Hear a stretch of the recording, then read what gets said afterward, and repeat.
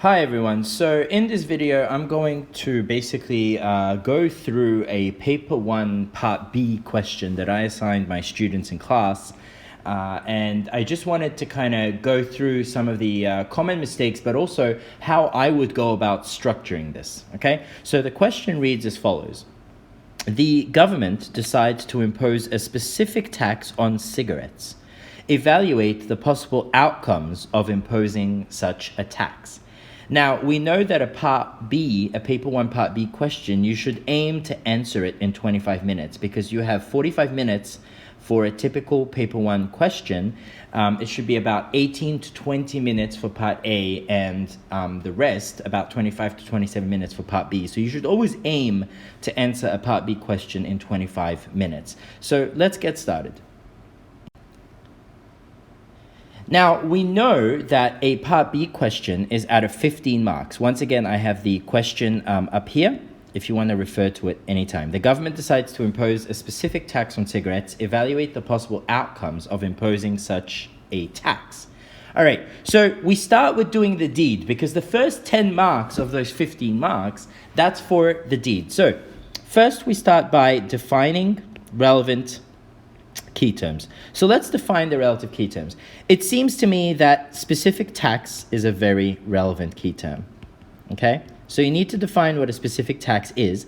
And we know that a specific tax is a type of indirect tax. So you might want to start by actually defining what an indirect tax is. Okay, to me, looking at the question as such, it seems to me that these are the only two definitions that I need to define for now. Then you would basically explain the effect of this tax. Okay, so you know that the tax would be a tax on expenditure, which means it would raise the producer's costs of production because the government ultimately collects the tax from the producer.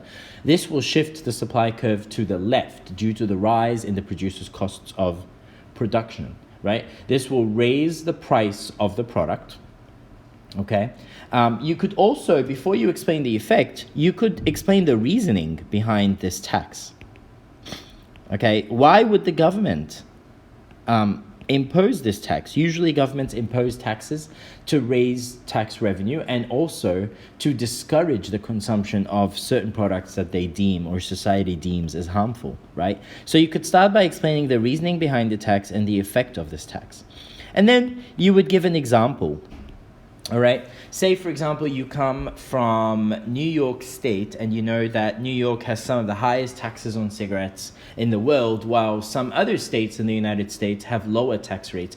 Try to give a real life example, right? If you know what the tax on cigarettes in your country is, mention that. For example, the Swiss government has decided to impose a specific tax of 5 Swiss franc on cigarettes. Just give a real life example to show that you can observe this in real life. And then you draw your diagram or your diagrams depending on your analysis. And I'll talk about where you might want to draw 2 diagrams instead of 1. And you always have to decide whether you always have to choose whether you have the time for that or not. Because remember, you have 25 minutes for the whole thing. Okay?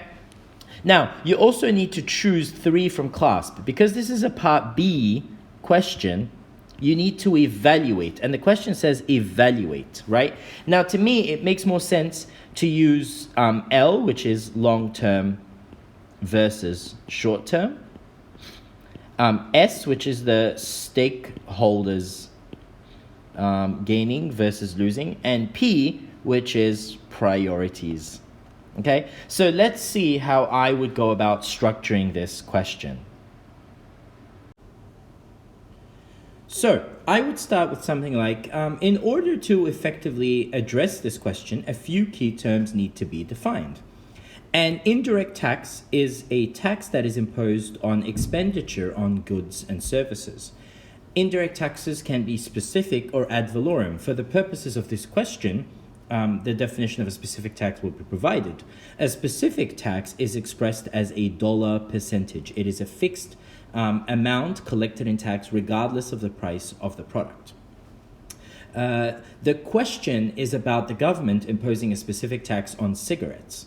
There must be certain reasons behind imposing this tax, such as, for example, the government may wish to discourage the consumption of cigarettes because they are harmful, and also raise tax revenue because cigarettes often have inelastic demand, and therefore it's a guaranteed source of revenue because not everyone will necessarily quit smoking. The effect of this tax is that it would raise the producer's costs of production and hence shift the supply curve to the left. A real-life example that could apply for this question is in the United States, the average tax rate for cigarettes across all 50 states is $1.70. There are some states that have higher tax rates and some states that have lower tax rates, but this would be the average tax rate among all the states. It must be that the government of the United States deems cigarettes as harmful and hence decides to tax cigarettes in order to discourage their consumption. There, I just gave the real-life example. Now, as shown in the diagram below, so you would label the y-axis price of cigarettes, you would label the x-axis quantity of cigarettes in maybe packs, and then you would have a demand curve, you would have a supply curve shifting to the left, S plus tax, or S1, whatever you call it, and then you would show that this is QE and PE, but after government intervention, this is Q1 and P1. As shown in the diagram below, when the indirect tax is imposed on cigarettes, the supply curve shifts from S to S tax due to the rise in the producer's cost of production. This has the effect of raising the price from PE to P1 and lowering the quantity from QE to Q1. Notice how I'm explaining all the labels in my diagram. Make sure whenever you draw a diagram, you can explain it in words. So there, I've just finished the deed, okay? This is for the first 10 marks of the 15 marks total. Now let's talk about the class. Some of the long-term effects of this tax is that over time people will be discouraged from beginning to smoke, and hopefully the general level of health in society will improve. Some of the short-term effects, however, would be that cigarette companies might face rising costs and they might decide to lay off some workers. Also, in the short term, people are unlikely to adjust their spending and consumption habits. So in the short term, they might not necessarily be too much discouraging from smoking, but in the long term, society's health overall will improve. Now, some of the stakeholders gaining from this tax would be the government, because the government collects tax revenue. However, you could also argue that the government may be politically unpopular. Whenever the government raises taxes, they risk being politically unpopular, and that's why politicians often avoid raising taxes. Other stakeholders gaining, including people who do not smoke and people who suffer from secondhand smoking. Because of this tax and the hopeful discouragement of smoking, it might